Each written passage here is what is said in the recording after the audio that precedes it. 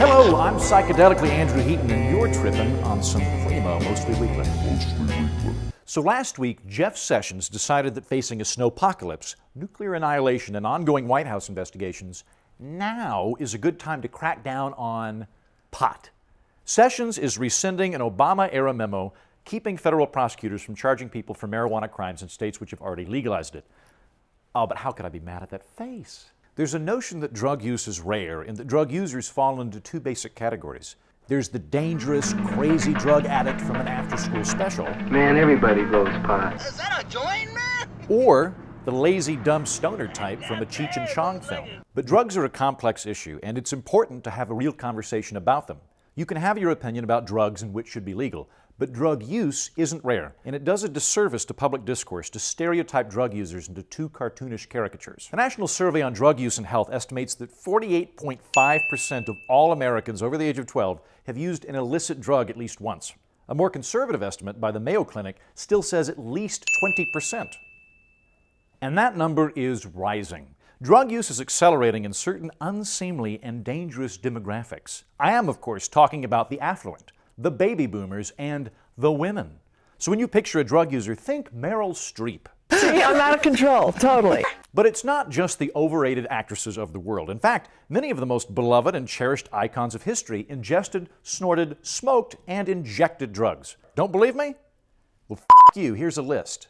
Winston Churchill. Amphetamines. That's right, Winston goddamn bow-tie-rocking, jowls-having, Nazi-punching Churchill. After a stroke in 1953, then Prime Minister Winston Churchill was prescribed Drenamil, part barbiturate, part amphetamine, and 100% illegal by today's standards. Not only did Churchill drink heavily, he used amphetamines like a Phi Beta Kappa the night before finals. Churchill even had affectionate nicknames for the drug cocktails, like Greens, Reds, Majors, Minors, and Lord Morans in honor of his script-happy doctor. In fact, in 1942, Lady Astor reportedly quipped, "Winston, you're ugly," to which Churchill rejoined, "Are my teeth falling out? I've got to clean this house." Had Winston Churchill been caught with that type of amphetamine today, and had he been prosecuted to the fullest extent of the law, he would have received up to a year in prison. Thomas Edison. Cocaine! Long before cocaine became the drug choice for suspenders-clad 80s banker dickbags, cocaine made its way into the hands of America's most beloved inventor.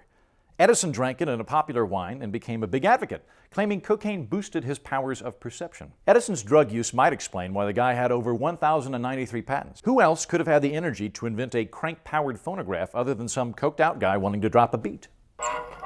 Just wait till the beat drops.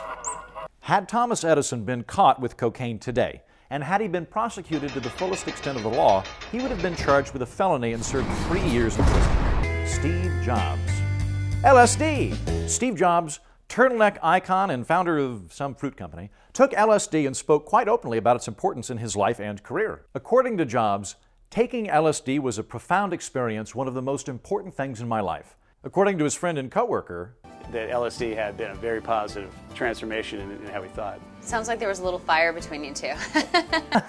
Jobs would have served 1 to 5 years in prison for possession and possible intent to distribute had he been prosecuted to the fullest extent of the law. Gertrude Stein. Marijuana! American poet, playwright, and brooch sensation Gertrude Stein was a nonconformist of many stripes. In particular, her loose attitude towards drug use, which may explain such quotes of hers as, "A rose is a rose is a rose," or "There's no there, there." Right out of her playbook, say a thing, then say the thing you said. Stein's life partner, Alice B. Toklas, even went so far as to write a best-selling cookbook that included, you guessed it, a recipe for pot brownies. If Stein or her partner Alice were caught in one of 28 states, and had she been prosecuted to the fullest extent of the law, Jeff Sessions could have thrown her into the clinker.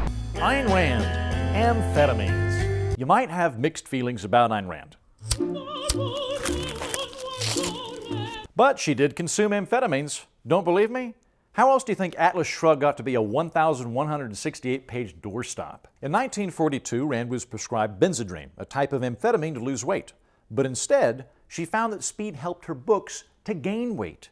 She took the drug to finish The Fountainhead and averaged a chapter a week. She was such a fan, she used amphetamines for 30 years, leading to such horrible symptoms as displays of useless human emotion. And if Rand were caught with that kind of speed today, she would have served a year in prison. If she were prosecuted to the fullest extent of the evil, irrational, collectivist laws. Thomas Jefferson. opium. Thomas Jefferson is famous for the Louisiana Purchase, the Declaration of Independence, and, embarrassingly, owning people. In his latter years, Jefferson drank laudanum to ease his bowels. And do you know what the principal ingredient of laudanum is? Show me opium! And had Jefferson been caught with opium today, and had he been prosecuted to the fullest extent of the law, he would have served a year in prison. And drug use is so common among former U.S. presidents, it's practically a requirement for the job. Here's a quick list of every president who did drugs. Maybe it's why the most common drug use device is their face. Those were just a few famous and beloved people who did drugs. And so here are a few others we didn't have time for. Carl Sagan, actually a big proponent of legalizing pot. Benjamin Franklin, even more of a rascal.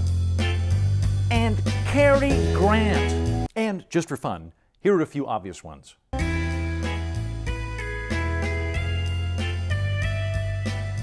And finally, Mr. Rogers, Neil deGrasse Tyson, and Alf did not do drugs.